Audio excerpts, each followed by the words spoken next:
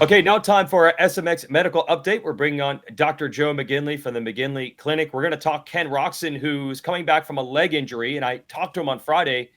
But, Doc, the odd thing was he didn't injure his knee, but the knee is the biggest thing holding him back now, not the leg. Yeah, it's great to see him back on the bike. He mentioned that he had a fracture of his tibia. It was non-displaced, that's your lower leg bone. So that was all good news. There were no soft tissue injuries within the knee. Ligaments were intact, meniscus was intact. So he had essentially 7-8 weeks off the bike.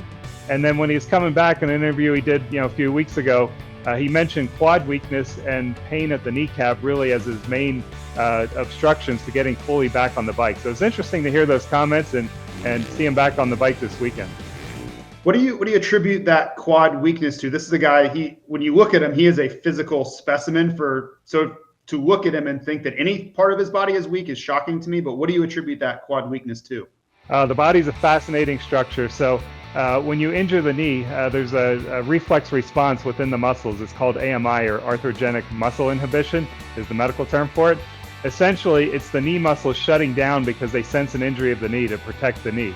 So those muscles become weak, they'll become fatigued, so you can't just go back out and further injure the knee. He's had the time off on the bike as well, so 7 to 8 weeks off on the bike. That's going to create some stiffness from not moving it, not using it.